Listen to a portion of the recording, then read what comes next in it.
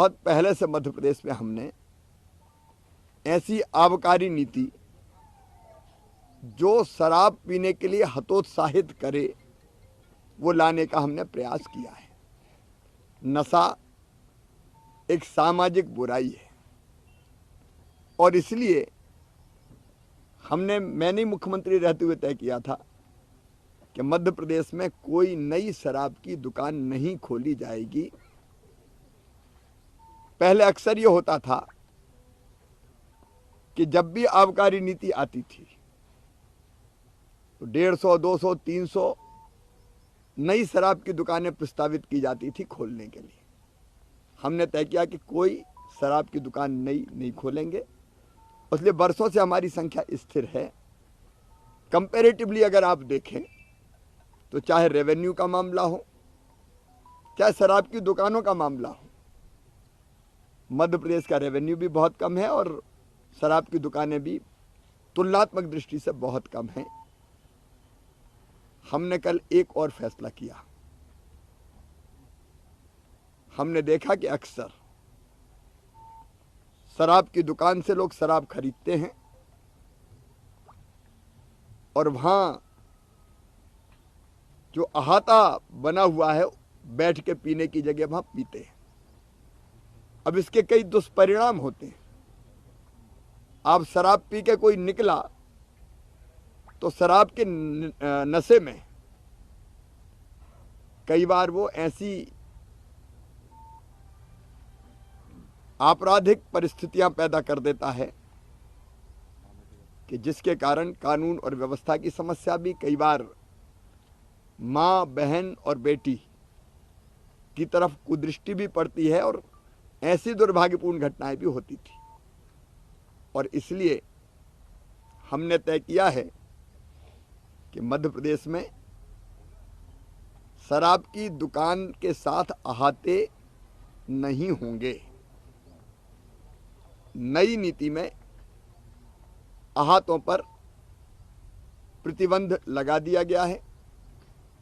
केवल एक यही कदम नहीं, इसके पहले भी जब नर्मदा सेवा यात्रा निकली थी तब मां नर्मदा जी के तट पर जो शराब की दुकानें थी उनको भी हमने बंद करने का काम किया था।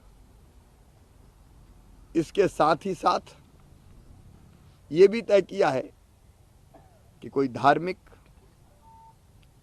शैक्षणिक ऐसे जो स्थल है, शैक्षणिक में चाहे वो पहले लिखा हुआ था आबकारी नीति में गर्ल्स स्कूल, गर्ल्स कॉलेज, लेकिन अब कोई भी स्कूल और कॉलेज हो, शराब की 100 मीटर तक आसपास कोई दुकान नहीं होगी। पहले 50 मीटर ये सीमा हुआ करती थी।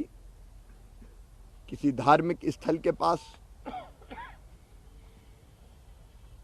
कोई अत्यंत महत्वपूर्ण स्थान पर ऐसी दुकान है कि जिसके कारण दिक्कत है, तो उस पर भी हम फैसला करेंगे कि वो दिक्कत समाप्त हो। लेकिन हमने एक चीज और देखी, शराब पी के गाड़ी चलाने की लत।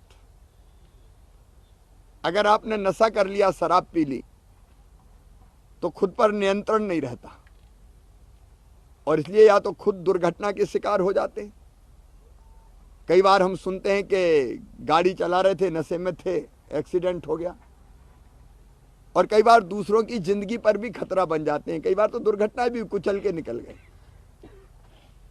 और इसलिए एक फैसला हमने और किया है कि शराब के नशे में वाहन चलाने पर पहली बार में 6 महीने तक ड्राइविंग लाइसेंस कैंसिल कर दिया जाएगा।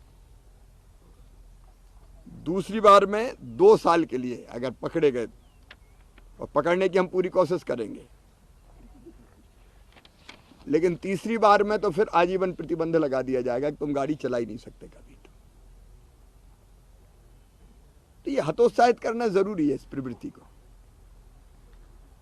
और सुरक्षित लोगों को रखना भी जरूरी है। इसलिए हमने कई प्रावधान किए, और जो नशे में खतरनाक ढंग से गाड़ी चलाते हुए एक्सीडेंट इत्यादि होते हैं तो उस पर भी हम सजा बढ़ाएंगे। उसको मैंने विधि विभाग को दिया कि सजा इसको और कैसे कितनी बढ़ाई जा सकती है।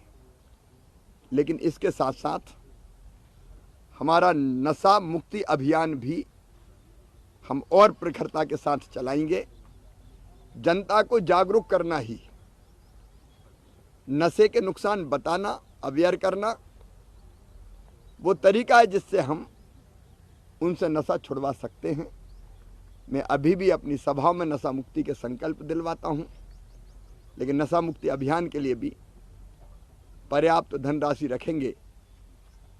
प्रदेश सुरक्षित रहे, माँ बहन और बेटी का सम्मान सुरक्षित रहे, यह हमारी सर्वोच्च प्राथमिकता है।